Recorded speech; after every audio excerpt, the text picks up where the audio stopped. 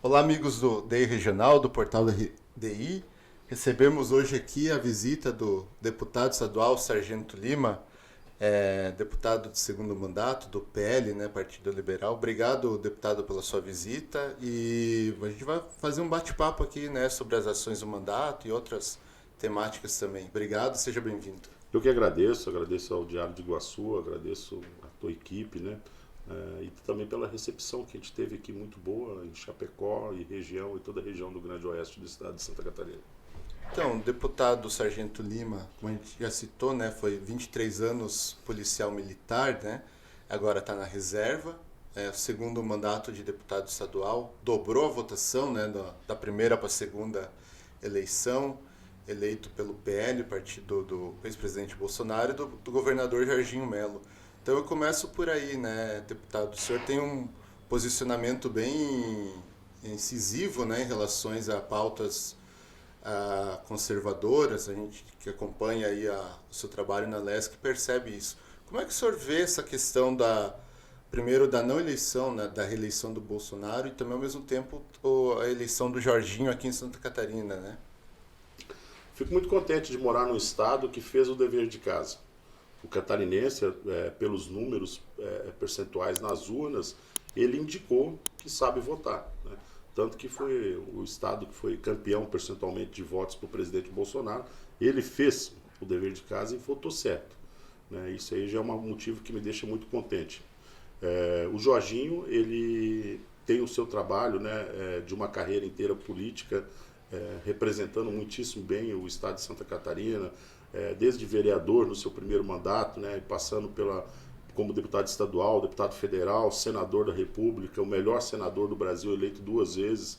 Então ele acompanhou uma movimentação muito interessante, politicamente falando, naquele momento que o Brasil passava, né? Então houve essa aclamação na primeira eleição do presidente Bolsonaro. Para a reeleição, infelizmente, nós não conseguimos atingir o objetivo de eleger o nosso presidente, né? E os motivos eles são muito variados, né? A gente vê uma série de motivos que acabaram acarretando nisso. Talvez os motivos que Santa Catarina entendeu e algumas partes do Brasil não entenderam ainda, né?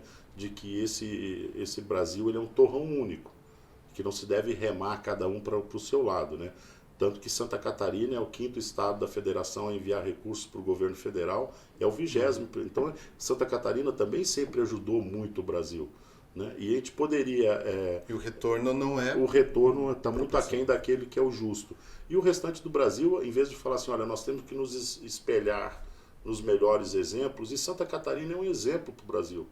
Ver o estado do Maranhão, que deu uma votação expressiva para o presidente Lula, é o pior IDH do mundo, né? Ali a gente vê uma situação de pobreza, miséria, né? Então, em vez de olhar-se para o melhor e copiar o exemplo daquilo que funciona, Santa Catarina é um estado que funciona, né? Foi uma visão contrária do que o resto do Brasil teve, né? Sem querer, de forma nenhuma, denegrir a imagem de nenhum outro estado, mas na vida a gente faz isso, a gente olha o melhor exemplo e segue, né? Infelizmente não tiveram essa visão e nós estamos prestes aí a pagar caro por isso. O senhor base do governo, né, do Jorginho Melo, como é que o senhor está avaliando esses primeiros 6 meses, já quase 7, né, praticamente? Teve aquele projeto mais polêmico e mais custoso do ponto de vista de negociação, né, do programa Universidade Gratuita, mas o governador também tem visitado, né, todas as regiões, praticamente faltam 2 para ele visitar todas as regiões e municípios do nosso estado, ouvindo os prefeitos, que é importante, né, essa integração. Eu queria que o senhor falasse então um pouco como é que está o governo Jorginho, como que o senhor vê, né, no momento. O governo Jorginho está fazendo muito aquém da expectativa.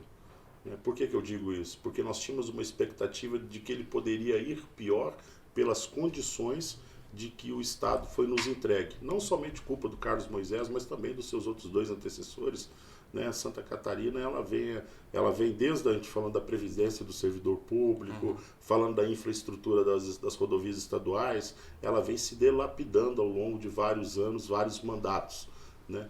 E o governador Jorginho Melo tem tido muita habilidade em saber lidar com isso e com o pouco que tem, né? Talvez o mais importante projeto ele já começou a realizar no primeiro dia de trabalho dele, que foi tentar zerar, né? Trazer a condição de próximo de zero a fila das cirurgias aqui no estado, que foi normal, ficou tido como normal, foi normalizado a situação de alguém esperar 2, 3 anos. Às vezes eu ligava para a pessoa, olha, vem fazer sua cirurgia, pessoal, o fulano já está morto, obrigado. Né? Então isso aí acontecia. Então muito longe disso está a faculdade gratuita. Se você olhar o preço de uma vida, ela não tem preço. Então talvez seja esse o encaminhamento mais assertivo do governador até agora. Da universidade gratuita, eu não acredito que ele tenha sido nem polêmico nem difícil de ser aprovado. Ele precisava sim de alguns reparos legislativos que foi feito dentro da Assembleia, né? Não era custoso. Eu desafio qualquer um dos 40 deputados do estado de Santa Catarina a levantar o dedo e dizer que o filho do pobre não pode fazer uma faculdade.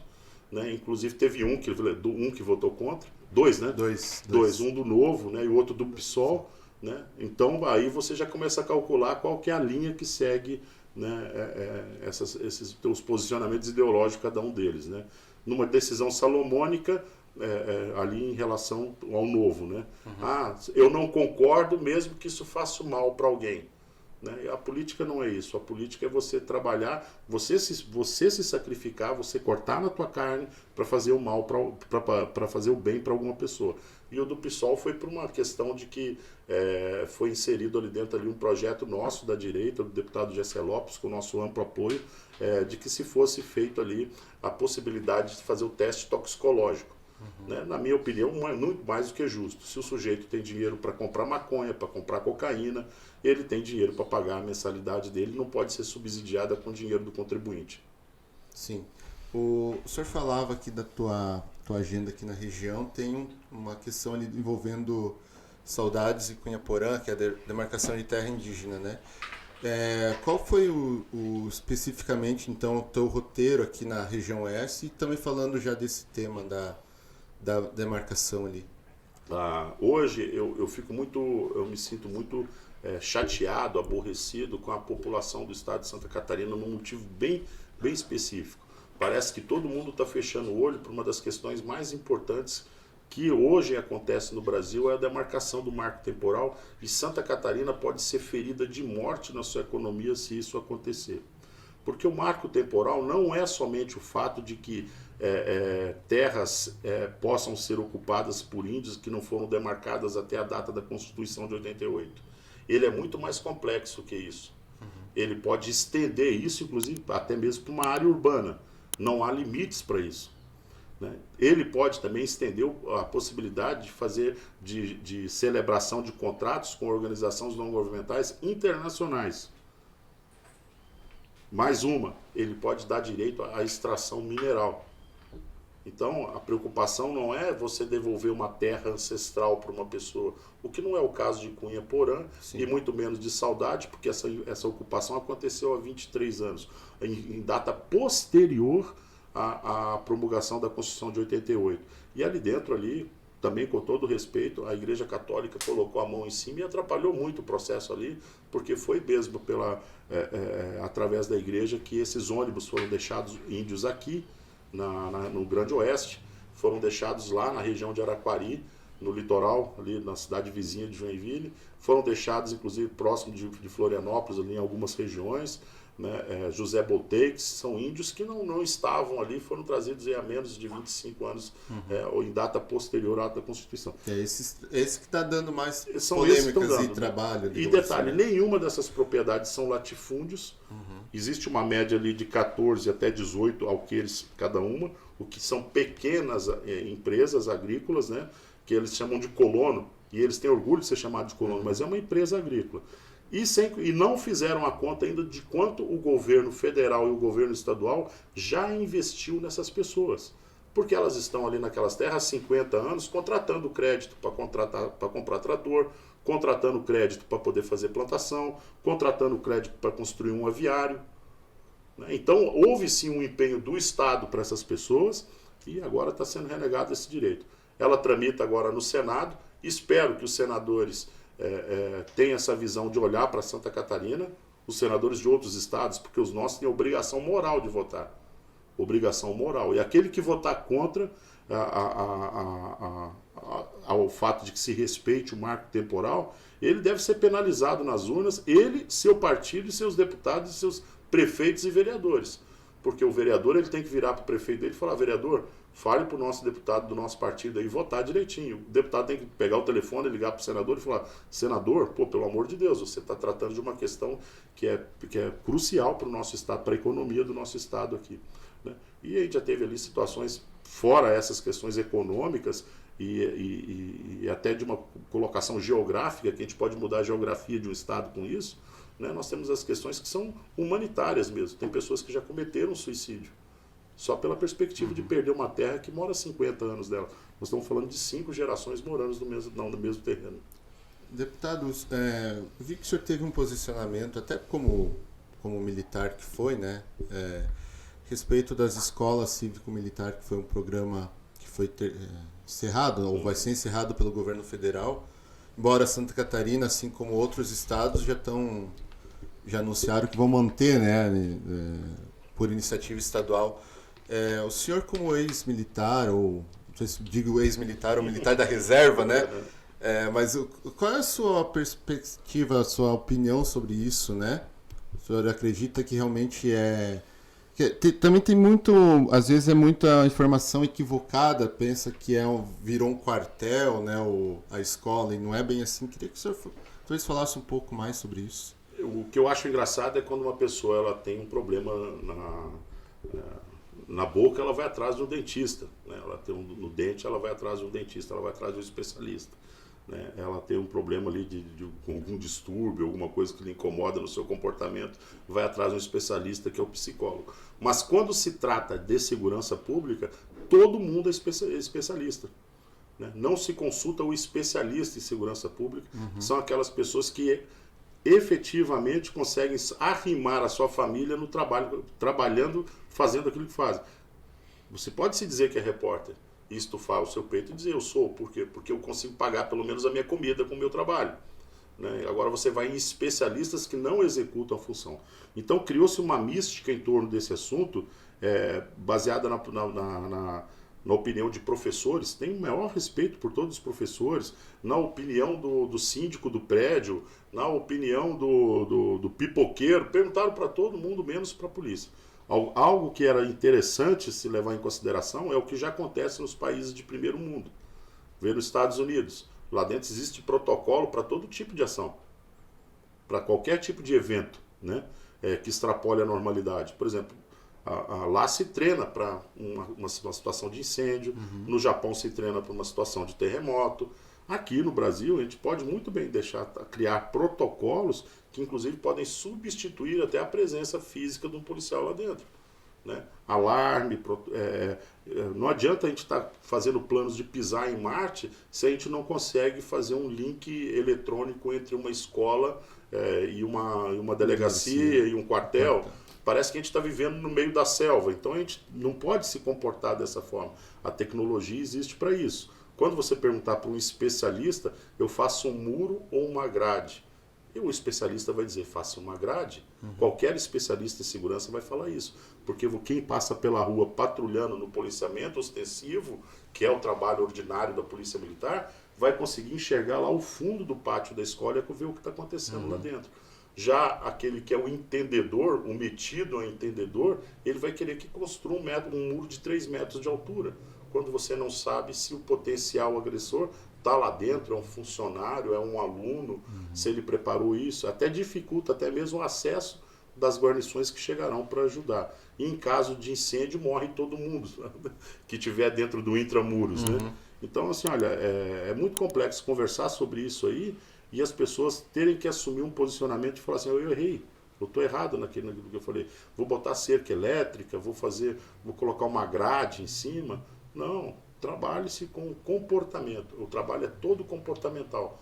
O comportamental vai desde você combater o bullying, de você combater os exageros, né, dentro de uma atividade esportiva que pode acabar gerando um conflito entre alunos lá dentro, né, até você se preparar para um incêndio, para um terremoto, para uma chuva de granizo, para um ataque de um agente armado de faca ou de revólver, de arma branca, arma de fogo, enfim, né? Tudo isso é uma questão de trabalhar comportamento. Para finalizar, deputado, já falando 2024, né, tem eleição para o município, já teve algumas informações sobre o seu nome colocado ou especulado, né, a respeito da prefeitura de Joinville, que é a tua cidade, onde o senhor tem a residência e atuou profissionalmente, né, e onde aquela região ali onde o senhor tem a tua base eleitoral, digamos assim. Como é que o senhor já tem pensado nisso? Ou isso é um assunto que vai ficar mais para o ano que vem mesmo? É um assunto que eu vou discutir ele de forma mais aprofundada ano que vem. Eu estou muito confortável em relação a isso, porque dos meus 71 mil votos, eu fiz 40 mil votos dentro da minha cidade. Se você olhar ali o score de votação da maioria dos deputados que são meus colegas, não chegaram a fazer a votação que eu fiz dentro da minha própria cidade, sozinho. Então, Joinville é uma cidade que me abraçou. 40 mil votos ali, eu estou tentando me lembrar se tem algum deputado que já fez isso dentro da cidade. Então, é uma cidade que me abraçou muito forte. E a candidatura para prefeito, ela não pode ser imposta. Eu não posso acordar de manhã com, olha, quero ser prefeito da minha cidade. É uma decisão que tem que ser tomada em grupo. Né? Isso sim é democracia, ela tem que partir de uma aclamação. Lógico, se houver aclamação, houver a concordância de todo o grupo, e quando eu falo do grupo, isso começa com o eleitor lá na rua e termina dentro da Casa da Agronômica com o governador. Né? Aí sim, a partir dessa aclamação, a gente starta e pode falar assim na possibilidade de colocar o nome do Sargento Lima na urna para a pessoa poder apertar lá o númerozinho e ver a carinha dele. Fora, sem essa condição de aclamação de trabalho, como eu disse, começa lá com o eleitor na rua, termina dentro da agronômica com o governador, né? Óbvio que nós vamos ter a presença do presidente Bolsonaro aqui no estado de Santa Catarina, apoiando os pré-candidatos e candidatos a prefeito durante todo o tempo, né? Vai ser uma ajuda e tanto. Ele chancelar mais uma vez o nome dele ali, ele emprestar para a gente, né, esse nome de respeito. Então, para mim é motivo de orgulho, se sim, e se não, também é motivo de orgulho também. Vai acabar tendo um candidato, o PL, provavelmente. Não, com absoluta certeza, o eleitor vai poder apertar 22 lá em outubro de 24, ele vai fazer isso. Se é o meu nome, somente através de uma aclamação e, como eu disse, de todos. Tá certo. Queria agradecer ao deputado Sargento Lima, né, pela sua visita, pela sua entrevista. Desejar sucesso na caminhada, né? Obrigado. Obrigado. E Deus que abençoe seu trabalho também aí, levando informação verdadeira e pontual para todo mundo. Obrigado também a todos que acompanharam. Até o próximo Talk NDI.